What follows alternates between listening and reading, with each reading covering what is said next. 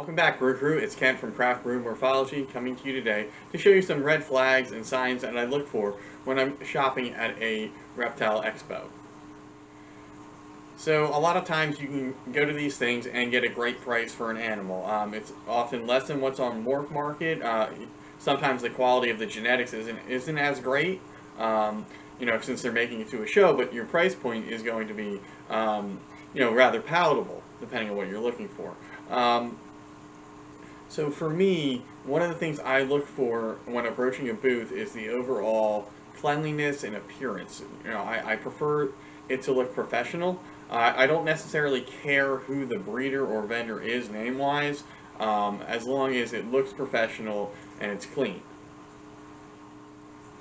So another thing that I look for when I'm approaching the booth, what are the conditions of the animals that this person is selling?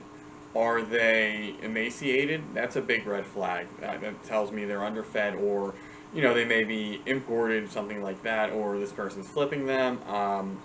Another thing I look for is, are the displays, the enclosures that the animals are in, are they in rough condition, right? So are they dirty?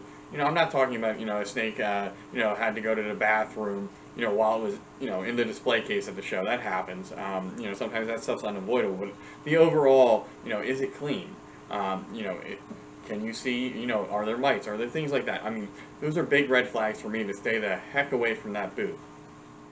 So another thing that I look for, and this really turns me off in general, is the diversity of species that a vendor has. I get that a lot of people work with a lot of species, and if they have crested geckos, leopard geckos, ball pythons, bearded dragons, things like that, that's fine. I appreciate people that work with diversity. What I'm talking about here is that rather large table at your local reptile expo that has tree boas, carpet python, you name it, it's got it on the table. Various lizards that you don't see normally captive bred. A bunch of frogs and other amphibians. I mean, like, I'm talking about, it's that one table, everything's in deli cups, and it's got, 25 different species. I believe most of those things are imported, and they're just traveling from show to show to show until they can sell them. I've had a bad experience with tables like these, purchasing some tree frogs in the past, and they didn't last more than a few months. So, I mean, I avoid those tables, and I recommend that you do too, because you never know the health of the animal, you never know where it came from, and oftentimes, neither does the person that's selling it to you.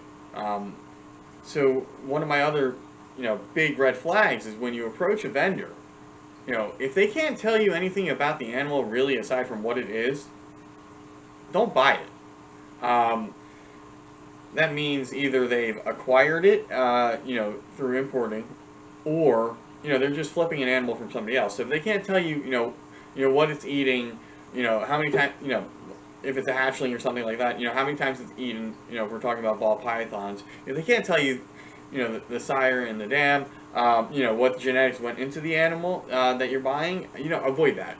If they can't tell you anything really about the animal other than it's, this type of lizard, this type of frog, snake, etc., don't buy from them. Chances are it's an import, or, they really don't know. And then you run the risk of spending money on an animal that ultimately it may die once it's in your possession, and you don't want to do that. So, I wanted to do a video, stating what I look for at a reptile show. I always go in usually with something in mind that I'm going to buy when I go, because I rarely go.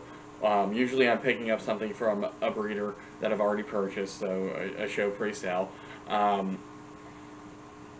And, maybe I have, $100 or something like that for like an impulse buy, unless something really catches my eye. But, I generally go in there with a plan. And I, have made these mistakes in the past, and I want to share with you, my experiences and things that I look for when I go to a show.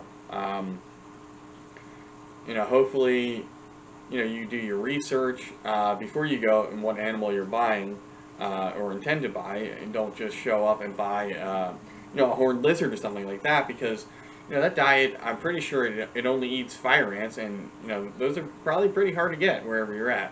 So, do your research before you go. Definitely, 100%.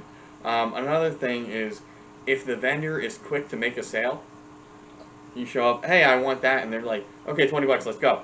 Don't buy it, because they're just in it for the money. And I get it that people are in it for the money, but you want to put forth your best effort, as a vendor to let people know what the heck they're buying. I mean, if they don't know the husbandry, if they're just buying it on an impulse, that's bad for the hobby.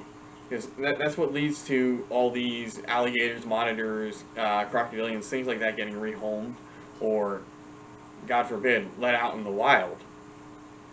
And then we become a news story. So we want to avoid that like the plague. You know, I really appreciate when a vendor asks me what I'm putting the animal in, asks me questions about, my husbandry and things like that. So if the vendor is not really apt to do that, don't buy from them. And also, as vendors in the community, we should be calling out to people that are just selling alligators, caimans, hots, whatever to anybody in the community. Just walk up, okay, $350, here's a baby caiman. The thing gets 5 foot. Do you really think that person knows that, or has the resources to care for that animal? Probably not. Now, sometimes they do, and if they do the research, they're probably going to spend, a premium and get those things captive bred. So, I mean, this feels like a rant video for me, but it is what it is. Hopefully, when I can edit this down, and some of these things make sense. We'll see. All right, that's it for me today. Thanks for tuning in. Remember to like, share, subscribe, smash that notification bell. Check out Shedding Your Skin, my new YouTube live every Saturday at 4 p.m. Eastern Standard Time. That's it for me. See you next time.